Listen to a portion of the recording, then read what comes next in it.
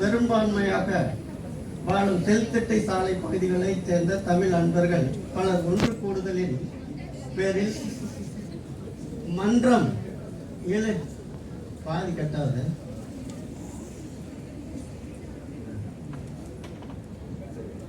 பகுத்தறிவு மன்றம் தொடங்கப்பட்டது. சிறிது காலத்திற்கு பின் இளைஞர் முன்னேற்ற படிப்பகம் என பெயர் மாற்றப்பட்டு பிறகு 1963 திருவனந்தபுர தமிழ்ச்சங்கம் என்ற அமைப்பு உருவானது. 1970ஆம் ஆண்டு பதிவு செய்யப்பட்ட அமைப்பாக வளர்ச்சி பெற்றுள்ளது. தொடக்க காலத்தில் இச்சங்கம் வாடகை கட்டடத்தில் இயங்கியது.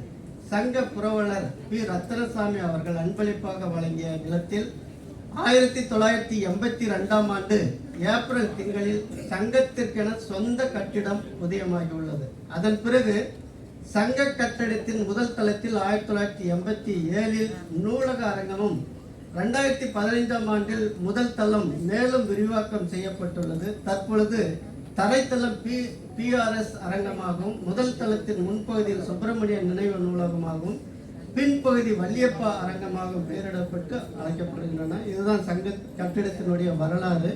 இங்கே ஆரம்ப காலத்தில் இது வீடுகளே இல்லாத பகுதியாக இருந்திருக்கிறது. இப்போ இது முழுவதுமாக நகரத்தின் முக்கிய பகுதியில் திருவனந்தபுரம் தமிழ் சங்கம் இருக்கிறது.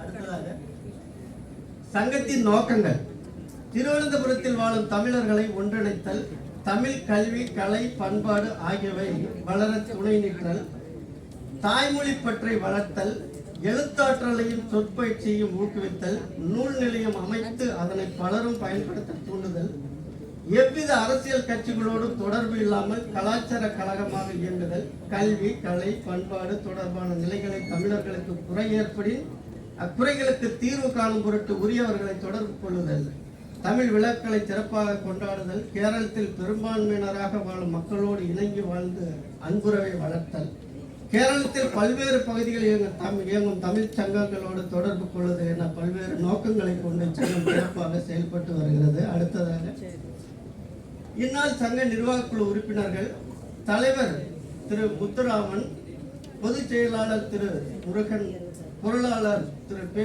விஜயன் உள்ளிட்டோரை கொண்டு இச்சங்கம் மிக சிறப்பாக செயல்பட்டு வருகிறது.